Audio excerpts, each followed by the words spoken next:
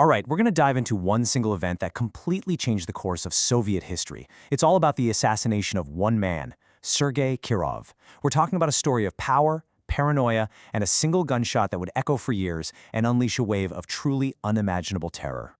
In Russia, even today, they call this the murder of the century. And you know what? They're not wrong.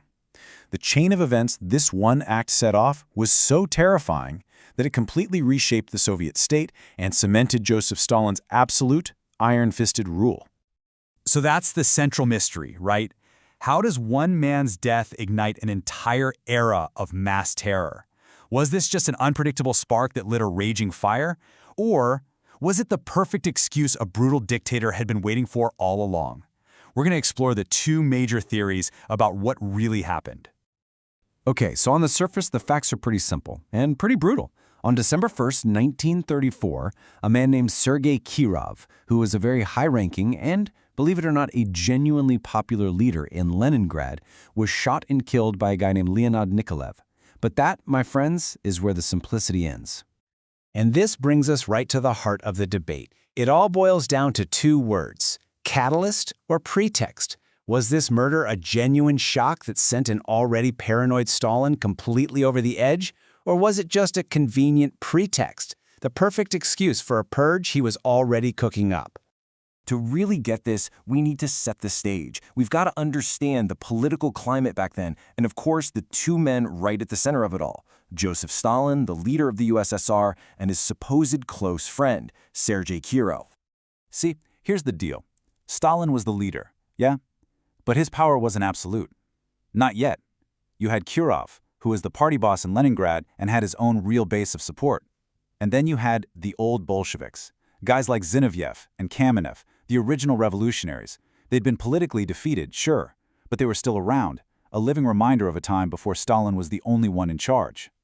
And you could totally see the cracks forming. At one point, Stalin wanted to execute a party opponent, a guy named Rutin, but Kirov and others in the Politburo actually overruled him. They said no. Then, get this, at the big 17th Party Congress, Kirov got so much applause he was given a title that basically put him on the same level as Stalin. For a guy like Stalin, that wasn't just irritating, it was a threat. It proved Kirov wasn't just an ally, he was a potential rival. Okay, so let's dig into that first theory. Argument 1, the murder was a genuine shock. The idea here is that the terror that followed wasn't a plan, it was a reaction, born from Stalin's very real and rapidly escalating paranoia. So the argument goes something like this. Years later, after Stalin was dead, his successor, Khrushchev, actually investigated, and he couldn't find any direct proof linking Stalin to the crime. No smoking gun. And think about it. If you're Stalin and your top deputy is murdered right under your nose and you have no idea who's behind it, well, it's pretty easy to see how your paranoia would spiral out of control. You'd start seeing enemies everywhere. Now, just look at how fast things move. This is what's really staggering.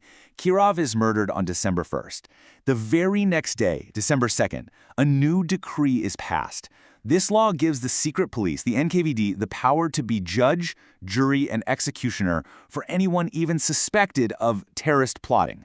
That kind of lightning-fast response, for many, it screams of a panicked knee-jerk reaction, not a calculated plan.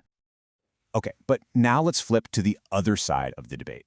This version of the story is way more sinister.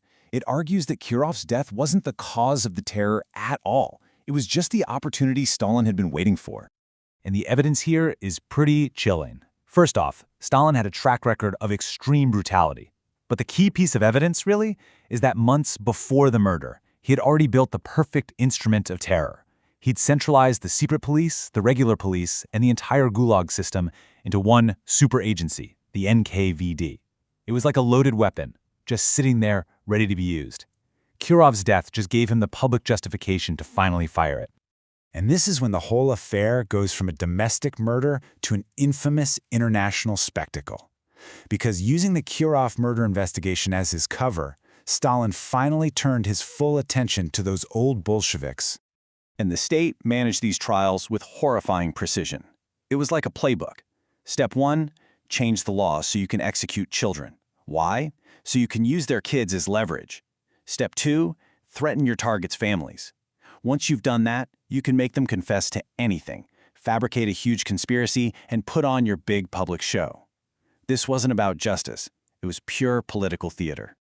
And the accusations they forced out of people were so specific, all to make them sound believable to the foreign journalists who were invited to watch.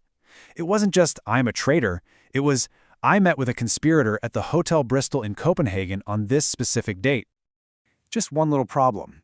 A Danish newspaper did some digging and pointed out that the Hotel Bristol had been torn down in 1917. The supposed meeting place hadn't even existed for nearly 2 decades. It just perfectly illustrates that the whole thing was a complete and utter fabrication. So we've seen both sides of the coin, the panicked reaction versus the calculated plot. What should we take away from this? What's the ultimate significance of this single murder in the grand scheme of things? Well, the before and after picture is pretty stark. Before the murder, there were still some small checks on Stalin's power. Kirov could stand up to him, his old rivals were still alive. After the murder, all of that vanished. Stalin's grip became absolute. Opposition wasn't just defeated anymore, it was physically liquidated. So in the end, you could argue it doesn't even matter which theory is correct. Whether Stalin planned it meticulously or just brilliantly seized the moment, the result was exactly the same. Kirov's assassination was the definitive turning point. It's what cleared the path for Stalin to eliminate every rival, real or imagined, and establish his total, terrifying rule. And that's really the question we're left with, isn't it? Catalyst or pretext? The answer you lean towards says a lot about how you view the nature of power itself. Is this kind of terror born from genuine fear, or is it a cold, calculated tool used by those who want total control? It's a question that forces us to see just how easily a single event can be twisted to justify the absolutely unimaginable.